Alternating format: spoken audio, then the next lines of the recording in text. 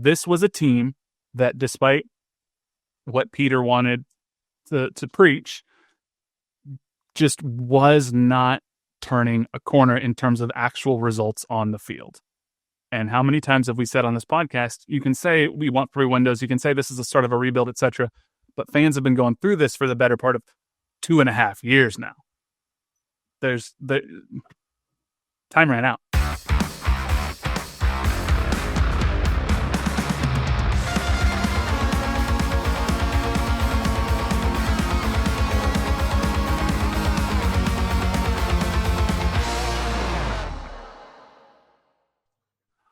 What's going on, everybody, and welcome back to another episode of No Other Pod. I'm Jimmy, along with my good buddy Dan. And Dan, I think this might officially be the biggest episode we've ever recorded. It's the most impactful news that we've ever discussed on this podcast since we've started it 7 years ago. We've had some big ones. We've had designated player signings. We've had all sorts of stuff, but I was just going to ask you what you want to talk about. I wasn't even sure what we were going to do. Episode, as I know people are probably waiting for us to talk about, where we are going to discuss the breaking news that you and I are TNA Tag Team World Champions.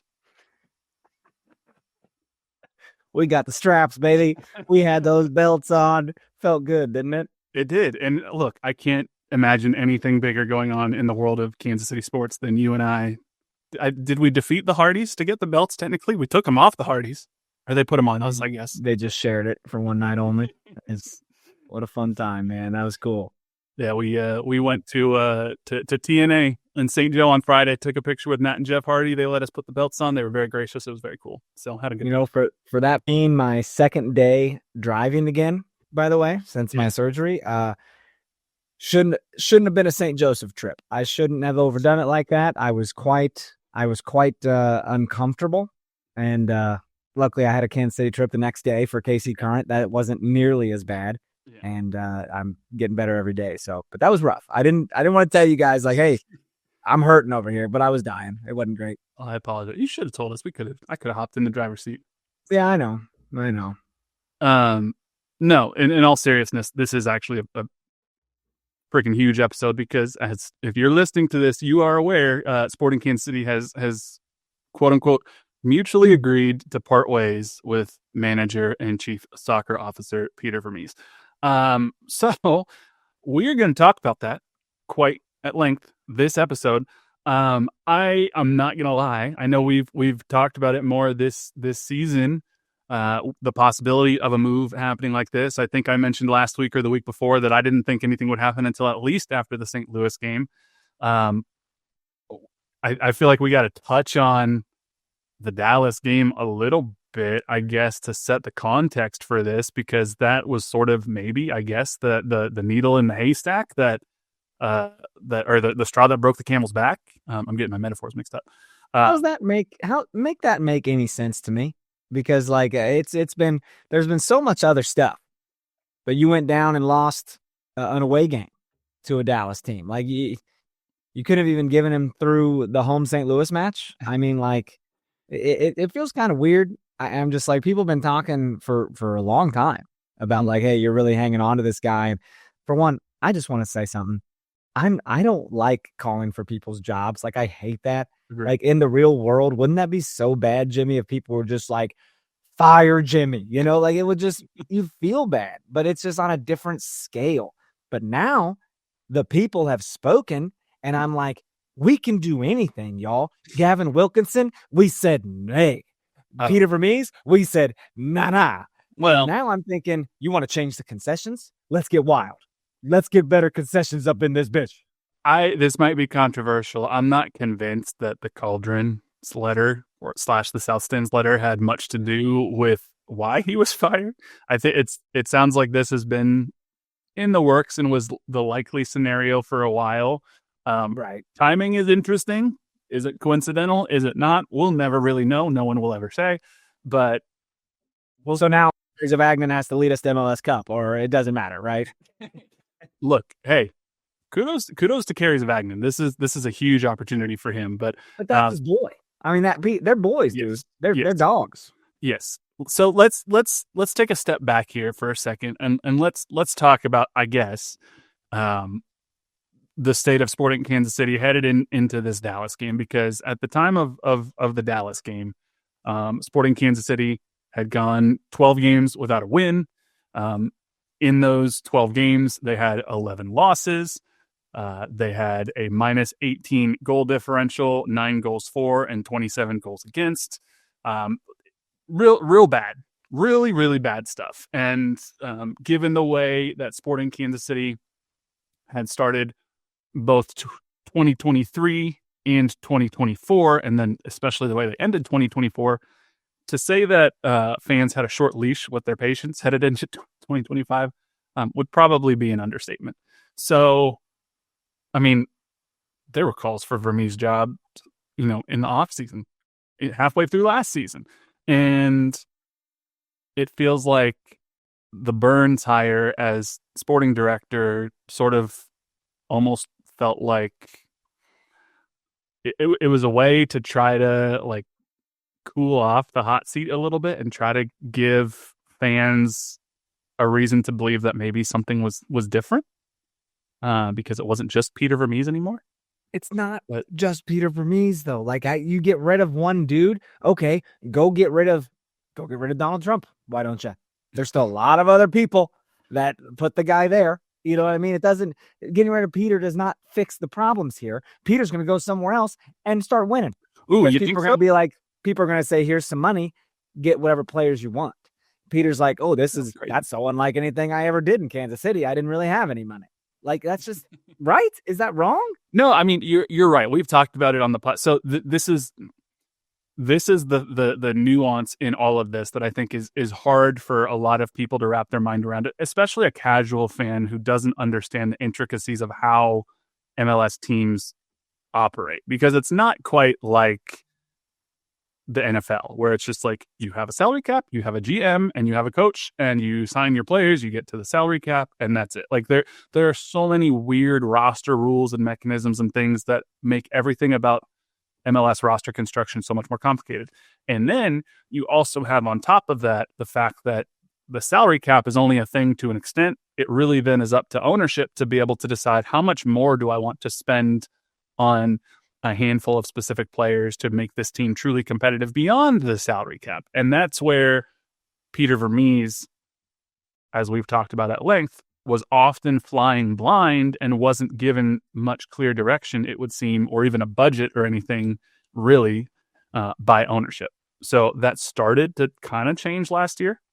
And we talked about in the offseason how, like, hey, they've spent $9 million in the attack. That's more than they've spent in a long time, which, while true, you can then also look at teams like Atlanta United, and they're making $22 million transfers for a single player, while Sporting is paying $9 million for 3 players.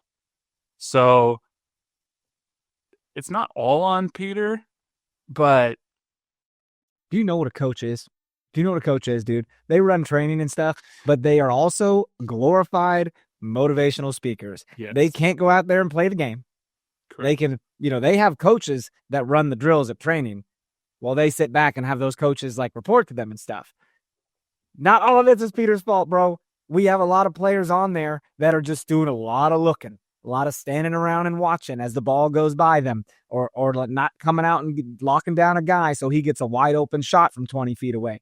Mm-hmm. It's crazy. I'm not defending Peter and thinking that there shouldn't be a change, but like, he's not the freaking problem here. Like, that's not number one. I think we all agree that, like, look, a change at this point was inevitable. Like, the well got too poisoned. I mean, there were too many people who perception is reality, and the perception had become so prevalent in the fan base that Peter Vermes is incapable of correcting this, getting this team back on the right track, and it was moving from passion to anger to apathy. And as we've said before, when you get to apathy, there's no coming back. And so clearly, the ownership thought they had no other move but to make a move at this point. But you do bring up an interesting point. What was it about this Dallas game that ultimately was the straw that broke the camel's back. Because the reason I was identifying St. Louis as a potential line of demarcation, if you will, is because it felt like, oh, that's a when you're an owner, I guess you don't need a justification per se, but that's an easy justification. If you lose to Dallas and then St. Louis happens and you lose to St. Louis, you've lost to your biggest rival. It's at home. It's clear the fan base is unhappy. There were rumors of a walkout. There are all sorts of things like untenable anymore. So it's interesting that of all the games and of all of the struggles that have happened over the last couple of years, the 2-1 road loss to Dallas in a place that we've historically had some trouble winning, that was ultimately the reason that he had to go. I don't think it was the reason. You know what I mean? Right. It's whatever, dude. Shalloway's doing his best out there, man. You see his mustache. He's trying so hard, bro. And he can't get everyone else on board. You know what I mean? We can't have a center forward who doesn't even touch the ball that often in the game. It's crazy. Well, I do think that is an interesting thing that Peter mentioned earlier in the season too, or before the season, is there was not a clear and obvious captain on this team. And it sort of feels like it was Eric Tommy for much of the start of the season, sort of by default. And then it was Shalloway against Dallas, sort of by default, because he started in place of Eric Tommy. And if it's not Tommy and it's not Shalloway, then who's it going to be? And I think that's almost indicative of like, okay, Peter historically has been responsible for roster building. Yes, he has Mike Burns who's helping him now, but Burns has been around for a transfer window and a half, like realistically doesn't have his fingerprints on this team truly yet. So you look at the roster that was built, and as much as a lot of the responsibility is on the ownership, there is some responsibility on Peter Vermes for the roster he put together, and being able to look at that and being like, I don't really feel like I have a guy who is the clear-cut captain. Like we had Beasler and we had Johnny, and now it's just kind of like, it's not great. Because a captain isn't just someone who wears an armband. Like they have to look like a captain, speak like a captain. And I look at that in this group of guys, and you're right, dude. I don't know who sets themselves apart from that. Like, is Daniel that guy that you start, giving these thick Hungarian accent speeches? I mean, because that's what Johnny did. Johnny did in that thick Scottish, and it got people riled up, dude. That was some Braveheart material right there. Mm-hmm. Can Daniel do that? Like, I'd love to see it, because that man's been around for a long time. So take control, dude. Take ownership of this team. Yeah, it'll be interesting to see sort of where things go from here. Let's take our first break real quick. When we come back, I do want to talk about briefly some of the specifics of this Dallas game. Then we'll get into the statement and the press release and everything else. But we'll take our first break, and we'll be right back. Looking for tickets for your next event? Tickets for Less is your #1 source. Save big on every purchase when you use promo code KCSN at ticketsforless.com. Success in real estate takes more than vision. It takes the right financial partner. When someone takes something rundown and turns it into something great, that's called a comeback story, like Brain Group. They take distressed properties here in KC, completely rework them, and then turn them into valuable real estate. But that kind of work needs the right bank behind it. Enter Emprise Bank. They're not about cookie-cutter loans. They saw Brain Group's vision, backed them, and now they're making big moves in Kansas City real estate. Talk about your partner in possible. Emprise doesn't do one-size-fits-all financing. They invest in potential and back growth. Visit emprisebank.com/KC to learn more.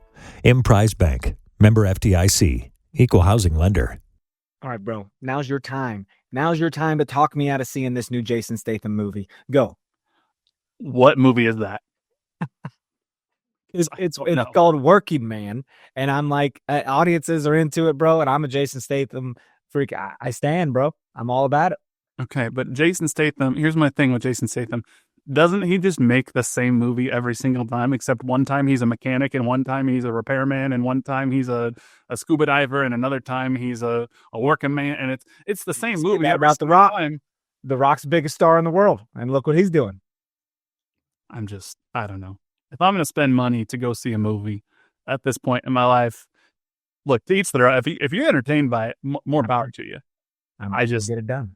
I also don't love the movie theater anymore because I don't love people in the movie theater. Oh, no, you're getting curmudgeon-y. I am. I'm an old man yelling at a cloud. I'm like, look, I'm going to watch a movie. I don't want to hear you smacking on your popcorn 2 seats to the right of me, or, some person pulling out their phone because they decide they need to check their Instagram in the middle of the show, a row in front of me, or the phone thing, phone people can go to hell, but you cannot fault someone for eating popcorn. Like, that was part of it. I don't fault them for it, but I had, like, what's it called? Misophonia or whatever. Like, I think I have it where, like, Sure. sound, Make up words too. food sounds bother me. And once I hear it, I can't unhear it. And that's all I will fixate on for the rest I of feel you. the experience. One gal was choking on her popcorn, and I was like, God damn, do we need a doctor? Or I don't know what's happening. people talking during movies. I'm like, excuse me, this is not your living room. This is a place where I thought we all had a common understanding of what decency is, and we live in a society, and this is not it. So that's why when I see all these like people in the industry being like, get back to the movie theaters, and I'm like, have you been in a movie theater recently? Nicole Kidman, you're not going to an AMC in, have you been in Missouri to see what it's like. You're going to your red carpet show. Unless they all get on their phones too, and they're like, that's normal. What's wrong with you? Maybe we're the fucking problem. Maybe. Who knows? Let's talk about this Dallas game briefly. We're not gonna, and there's no point in like trying to break this down tactically because everything's about to change. But this was happening concurrently to the Kansas City Current game, no pun intended. Current kicked off at 6:30 at home. This game was on the road at 7:30. I also had USC women's basketball on my computer in the press box at CPKC. I was 3 games going on at the same time I'm trying to pay attention to. The Current were kicking ass as they always do. By the time this game started, they were already up 3-0. So no worries there. And then Sporting Kansas City, the lineup comes out. Interesting. Okay. No Eric Tommy. It's Daniel Shallowy. We got Jake Davis back in the midfield. Maybe there's a little bits of hope. Daniel scores first. It's a great goal. Go watch the goal. Great little touchdown with his knee, and then kicks it off the volley. Sporting KC's up 1-0, and I got to tell you, silver lining. You got my boy Jansen Miller back there again. Like they liked what they saw, what he did last week, and what a good opportunity for a young guy like that. Yeah. Unfortunately, Sporting then gave up over the next 7 minutes, and each goal is only 2 minutes apart. Two truly terrible goals that just, again, defensive breakdowns, easy goals from the penalty spot or closer. Luciano Acosta and Leo Chu. It was 2-1. Sporting had a lead for a grand total of 5 minutes. It was only their second lead of the season. They couldn't really fight back beyond that. And that was that. They end up losing the game. Fans are understandably upset. But I did not come out of this game thinking that was Peter Vermes' final game coaching Sporting Kansas City. I'm going to guess you didn't think that either when this game hit the 90-minute mark.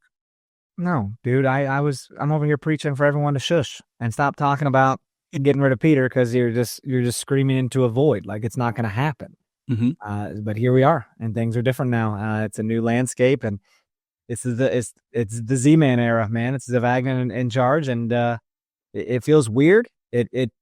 Peter in charge of this club is all I've ever known since my fandom.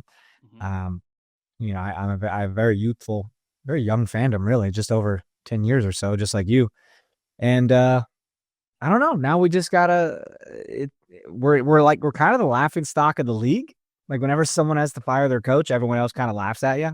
Yeah, and they're like, look at those losers over there. They got to really rebuild. And it's like, I guess it's kind of exciting for us to kind of go in like this and change it up.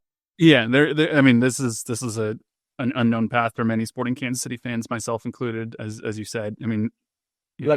Kerry's going to make the same choices, like lineup wise. Yeah, that's the best available. I do want to talk about that here in just a little bit because I think if fans expect that there's going to be any crazy differences on Saturday against St. Louis, there's not much you can do. Yeah. What was interesting for me after this game, and I'm not saying that he's inherently wrong, but again, we've talked about perception is reality, and fans can only take hearing the same thing so many times. After the game, Peter Vermes said, quote, "We actually played really well tonight, so I wouldn't say those 2 goals derailed it. Obviously, you don't want to give up the goals, but we played very well tonight from beginning to end. We were good on the ball. We created lots of stuff. There was 2 chances. Wasn't a lot of chances on goal by any means. It can be a learning lesson, etc." We've heard this before. how many times after how many losses have you heard we actually played really well?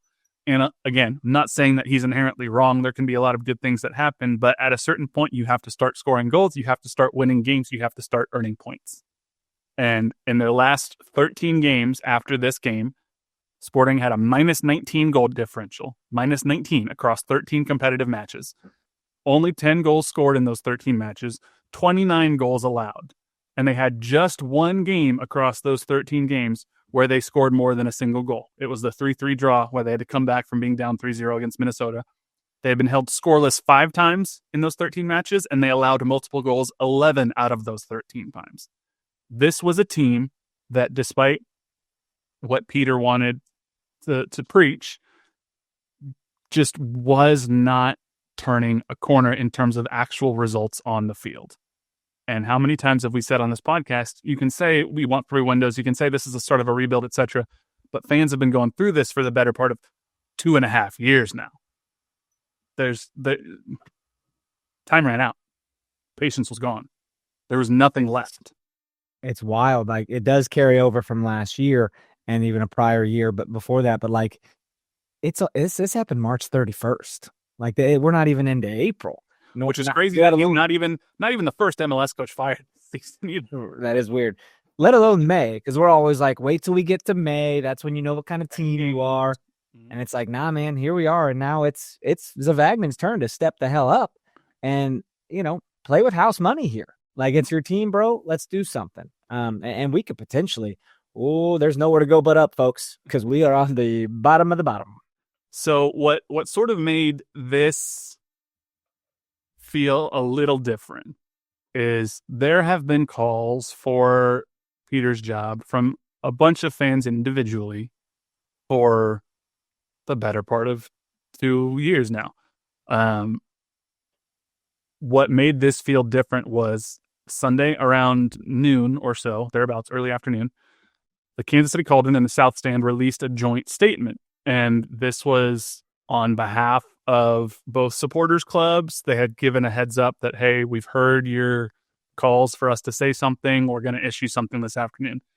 And it was a pretty long statement. I'm sure many of you have read it. I'm not going to sit here and read the whole thing, but it talked about frustration. It was addressed specifically to Peter Vermes and Sporting Kansas City ownership. It says, quote, "We are at a breaking point, one that demands decisive action to protect the legacy, culture, and future of our beloved club." They describe what, Peter has meant to Sporting Kansas City and the Kansas City Wizards and Kansas City soccer in general and his legacy.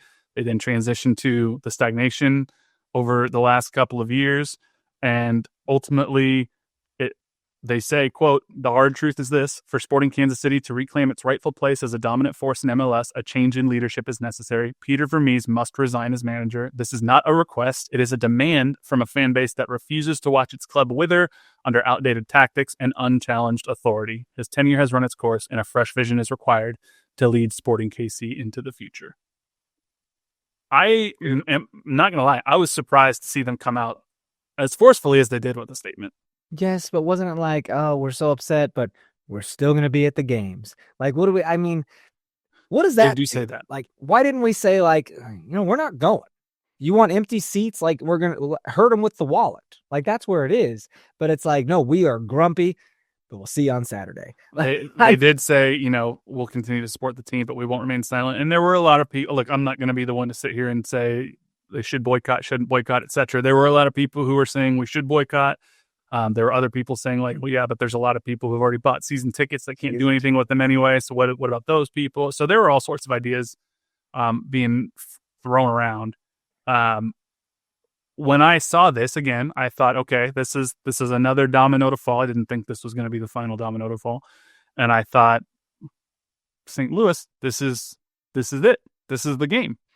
There were even people in my mention saying, I expect St. Louis will be the game that decides his coaching fate. Shout out to Hunter Jordan. He's the one who said that. And sort of my thought, and I want to get your thoughts on this too. And I think this is probably why, why they made the move when they did. Because my response to that was, I've always been of the mindset that if a coach's fate hinges on the result of a single game, then that fate should already be decided. Like, you should never go into a game and say, If you win this game, you keep your job. If you lose this game, you lose your job. Like at that point, if you're at that level already, it's too far gone. Yeah. Like at least to me. So from that standpoint, I guess I actually got to give ownership a little bit of credit here. They didn't even want to give the opportunity for a win against St. Louis to throw a wrench into their plans. They had already decided this isn't working anymore. It doesn't matter if you beat St. Louis or not. We don't believe you're the right person to manage this team going into the future anymore. So we're going to make a move now and not even give an opportunity to win at home against your in-state rival. Because it would have been weird timing to get your first win of the season. You beat St. Louis, you get it home, and then suddenly he's fired. That doesn't work optically. What the hell? Like, I mean, a lot has to go into this, right? Do you think they go talk to players too and be like, tell me about Peter? Like, do you think they ask what players are feeling about him? Because his morale with the team, like, it does matter. Like, if they trust him and believe in him, like, do you think he lost the team? I don't know that I would say he lost the team explicitly. I think it's sort of discussion. Yes, I think it's sort of a matter of reading between the lines.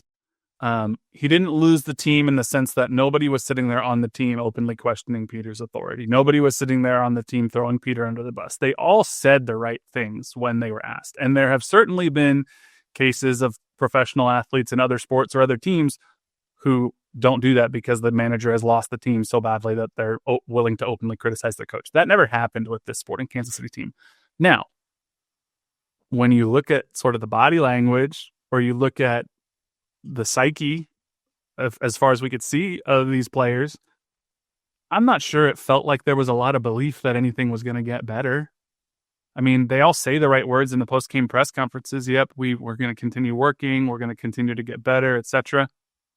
But I can't look at anything over the first, how many games is this now? 6 games in the regular season, something like that, 5-6 games, where I could say I'm seeing meaningful improvement game after game after game. I'm seeing chemistry being built game after game after game. I wasn't really. It looked the same. So in that standpoint, even if they're saying the right words, if you can kind of read between the lines and make an educated guess of, I'm not sure they really have belief it's going to get better this year, then that's not great. That's a reflection of their belief in the coach, I would guess. Yeah. So, and just to sort of reiterate that, this moving on from Peter Vermes was not it wasn't the Dallas game that was like ultimately the deciding factor per se. Sam McDowell of the Kansas City Star, he reported that ownership has been attending practices more regularly in recent weeks in anticipation of a potential change. So they saw the flames rising. And then the move ultimately was made Sunday night. He reported later that the move was in the works before the Cauldron's letter was released. Saturday's result, the 6th straight without a win to open 2025, sealed it, but not as though a win would have kept everything in place, is what Sam said. So this was in the works for a while. I guess you just have a philosophical question of what changed 6 games into 2025 that was different than in the offseason. So, yeah, exactly. I don't know. Let's take our second break here real quick, and then we'll come back. Still more to talk about here, but we'll take our second break. We'll be right back. Thanks for listening to KC Sports Network. Make sure you download our new app. Find it on the App Store or Google Play. Just search KC Sports Network. Look, I'm sure you noticed I'm back upstairs, man. Mm-hmm. Pretty wild, pretty crazy doing stairs. You got the good backdrop. You got all the scarves and everything, so it's feeling better. I've had you guys in my recliner for 6 weeks. It's nice to be back. Yeah, man. It's just, honestly, there's a part of me that's still sort of like in disbelief that we're sitting here talking about Sporting Kansas City without Peter Vermes. The press release that was released at 9:15 a.m. Central Time, they call it a mutual parting of ways. I have to believe that's out of respect for Peter. they're not going to say fire Peter Vermes. I mean, he's been. That's what all the reports are saying. Yeah, Peter Vermes was fired. Well, and you look, there's not a chance in hell that Peter would ever sit there and say, I'm no longer the right man for the job. And you wouldn't want him to. You don't want a coach who doesn't have the belief that he is the person who can turn it around. Of course not. So it's understandable. As you mentioned, Kerry Zavagnin has been appointed Sporting's interim head coach effective immediately. Zavagnin's been with Vermes in some capacity essentially for 25 years. I mean, a long time. He started playing with Peter Vermes when they were players, both in 2000. And then when Kerry Zavagnin's playing days ended in 2008, he immediately joined Peter Vermes' staff in 2009. Dude, so, when you know someone that long, like there's so much more there. Like it's a friendship, dude. It's like a brotherhood. It's a fellowship. You know what I mean? You are bonded. Like that's how people become people's godfathers and stuff, you know? They are inextricably tied together for the rest of their careers. I mean, it's impossible to separate them, which is why it has to be weird for Kerry to be in this situation. Because, I mean, there were people who wondered, was Kerry sort of potentially a next in line if and when Peter ever retired? Things would have had to go differently, obviously. Now, is Kerry going to have a chance to make his case for the full-time job? I'm sure he will. Do I think this will end with Kerry Zavagnin being the Sporting Kansas City full-time manager? I would say it's almost a virtual impossibility. You know, and to add news to more news, you got Lola Bonta putting a picture of an oven online saying, Roger and I have something to announce tomorrow. You know, and it's like, stop this right now. This is too much news. Did that just happen? It happened yesterday, I think, last night. Like, don't piggyback on this news. Like, I hope it's like, I got a new stove.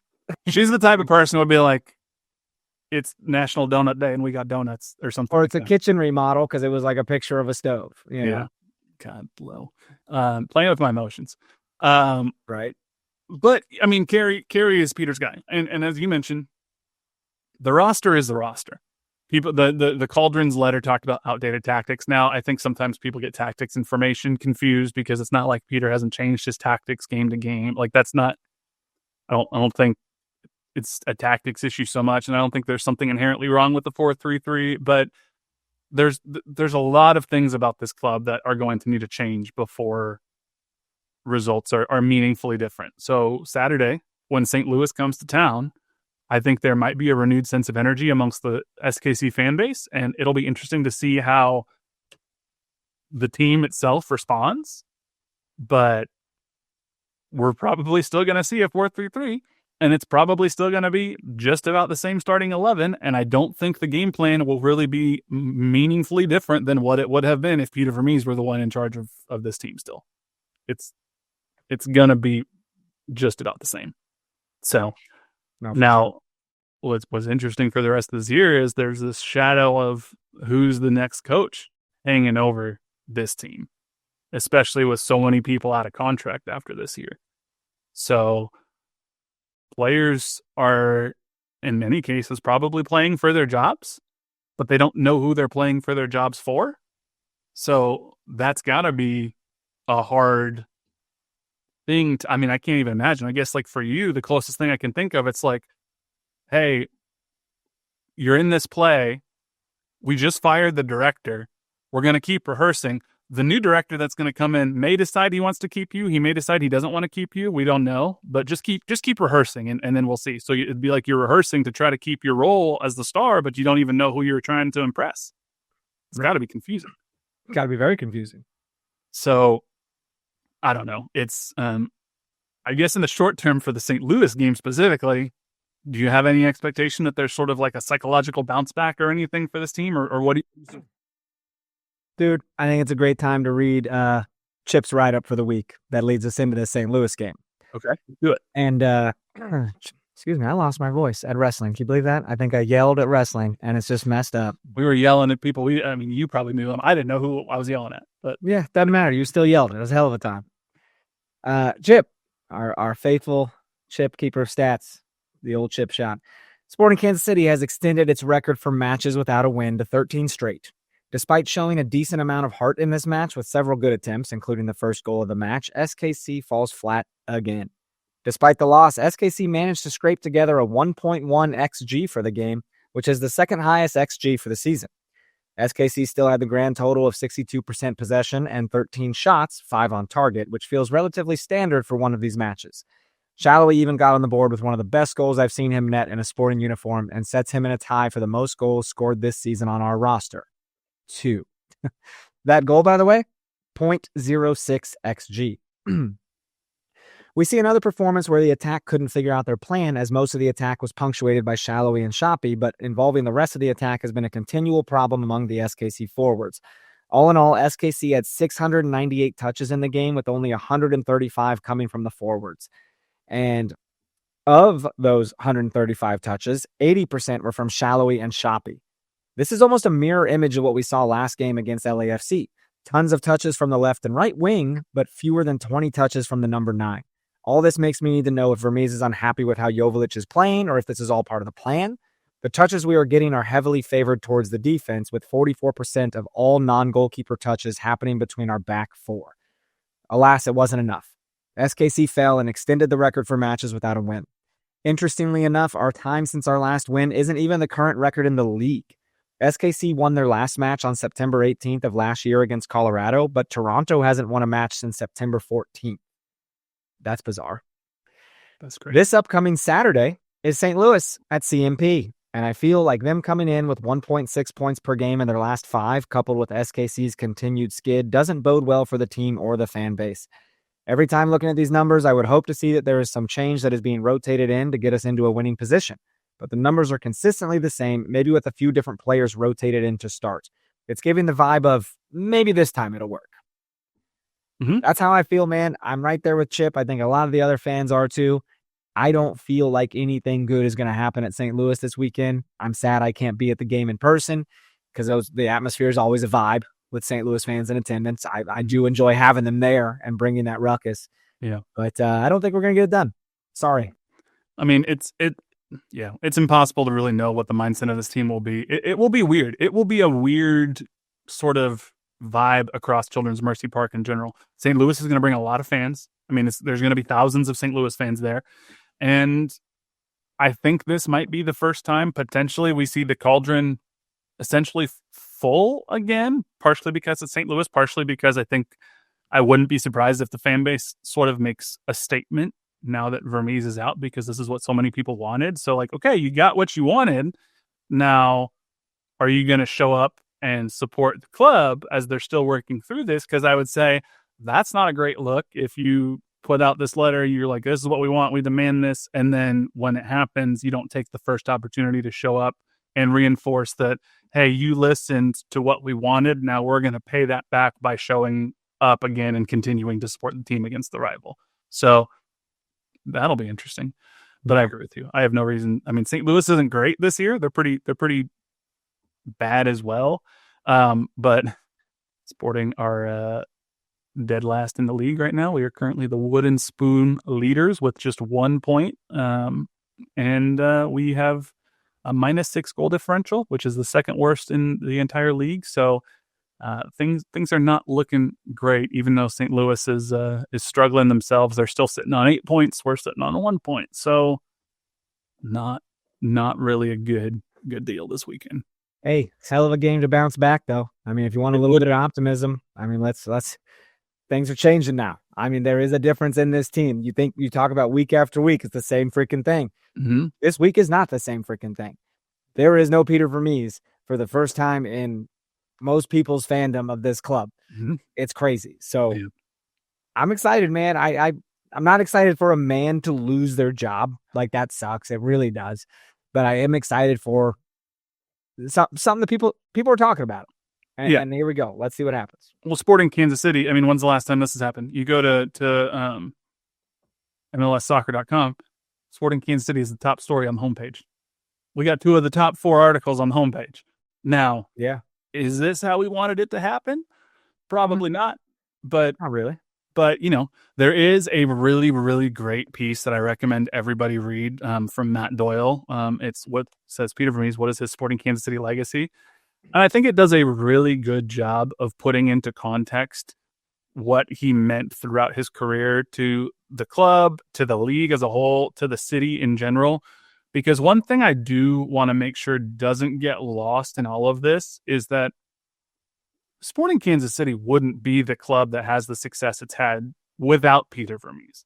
Like both as a player and as a manager. Like he helped push the league forward in the early 2010s. He got Sporting to where they were competitive in a mid-sized to small-sized market compared to LA, Chicago, New York. I mean, he's a sporting legend for a reason. He's in the North American Soccer Hall of Fame for a reason. He could reasonably have a statue built of him put outside Children's Mercy Park one day, and there would be really no basis to argue. That doesn't absolve him of the missteps over the past handful of seasons. I mean, Tom Bogert, he went live with Jimmy Conrad and Charlie Davies earlier on Monday. I think Galazzo Network on Twitter, you could watch it. I mean, he kind of went through some of the things outside of the results on the field that sort of ultimately led to potentially this decision. And he talks about the Gavin Wilkinson hire. That was a Peter Vermes decision from all we can tell. And Tom says he talked to candidates who were up for that job, and those candidates made it clear to Tom that they would be working for the head coach, not the other way around. And so they said, why would I take a job where I am essentially taking a demotion to work for a head coach? That's why you end up with Gavin Wilkinson. It's his way to get back into soccer. He went as far back as to talk about letting Ilya go, which at the time, kind of understood the thought process that Peter was having. But then Ilya goes on to win MLS Cup and in some cases captain LAFC and have many more years of a successful career. If he could do it for LAFC, why couldn't he do it for Sporting Kansas City?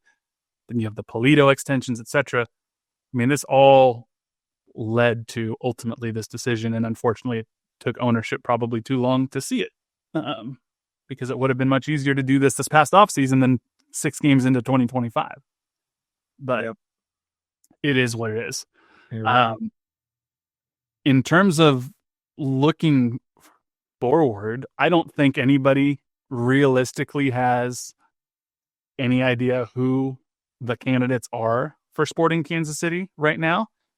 There was an interesting report that came out like just a very short time before we started recording this from Thad Bell of the KC Soccer Journal. And Thad reported that Sporting Kansas City has, quote, inquired about Vlatko Andonovski from the Kansas City Current, according to reliable sources. Now, that's crazy. To be fair, a little bit later, Thad reported that Sporting Kansas City has denied this, saying it is untrue. So, of course, Sporting would have motivation to deny it, even if they were like under the table reaching out to it. I trust Thad. I don't have any reason to question Thad or his sources. He's a connected guy. So somebody told Thad this, probably on the Current side, I would guess. Yeah. But let's just, assuming this occurred, let's just talk about it in that sense for a second. This is a terrible look for Sporting Kansas City, right? I mean, yeah, that's kind of awful. I mean, it's another club is mid-season and they're winning, and it's like, hey, can we talk to your coach? That's you're top of the table right now, and it's like, what? No, you're like sister club, if you will, your sibling club in the city, and they're the most exciting team in the league. And Vlatko, it's also like, if it's true, it's kind of a fundamental misunderstanding of everything about Vlatko. Yeah. I mean, his time with FCKC, and then the Reign, and then the women's national team, and then back with the Current. Like, sure, he coached the Comets for like a hot second in like the early 2010s, but like Vlatko's in his element. And women's soccer, dude, he's a women's soccer coach. I mean, why would he want to jump to MLS? I mean, especially now. There's no reason why he would want to leave arguably the best coaching position in NWSL, arguably one of the best coaching positions in all of women's soccer globally. And unless money talks, maybe, but also like thinking about there's a clear overlap of Sporting and Current fans. I'm not saying they're entirely the same. There are some fans who are Sporting and not Current fans. There are some Current fans who aren't Sporting fans, etc. There's also quite a lot of overlap. why would you risk alienating your fan base even more so than you already have by saying, hey, you're over there 10 miles away. You're doing pretty good. Can we just have your guy? It's also not a good look, too, that it's the men's team trying to steal the women's team coach. Like, there are so many elements to this that are bad and also just kind of feels lazy. Yeah. Like, you looked around and the first thing you thought was like, I don't know, you're right there. You want it? So, yeah, it comes off as that too, but maybe there is nothing to it, man. Maybe some wires got crossed and it's nothing. So it could be. And it could have been an intermediary reached out on behalf of somebody so Sporting KC could deny that they did it. Who knows? It's just, so Vlatko, he's not going to go anywhere. He's not. I will say here, Vlatko Andonovski's not going to be the next Sporting Kansas City head coach. Call it a hot take. So, guess we'll see. But other names that we've seen thrown out, Jim Curtin. He used to be the Philadelphia Union head coach.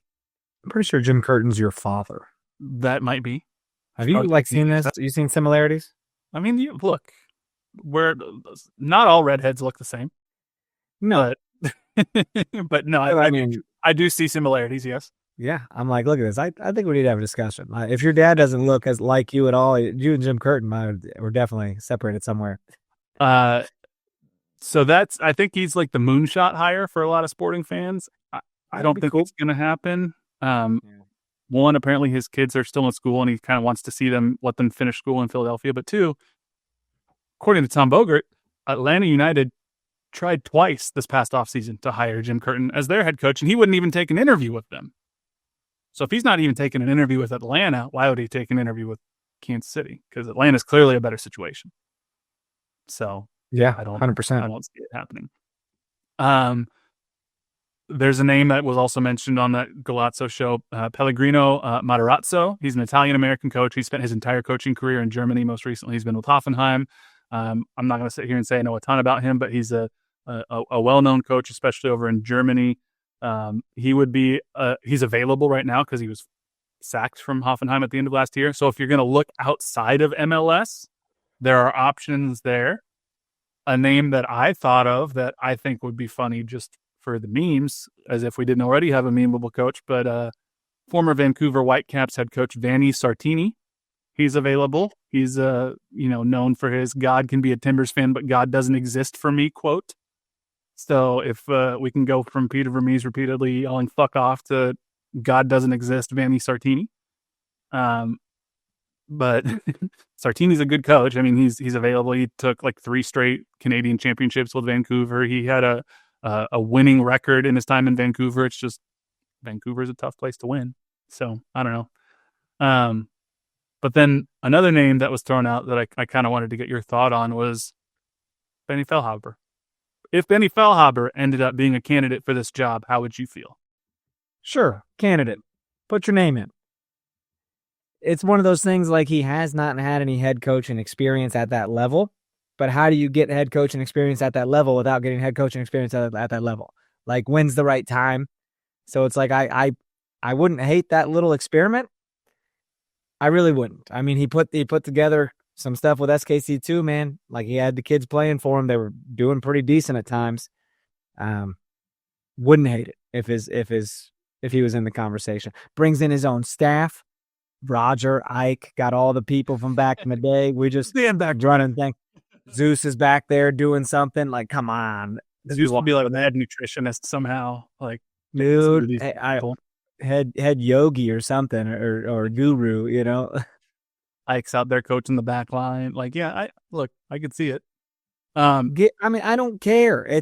Anything's better than what we've been going through. Like, switch it up, dude. Let's get nuts.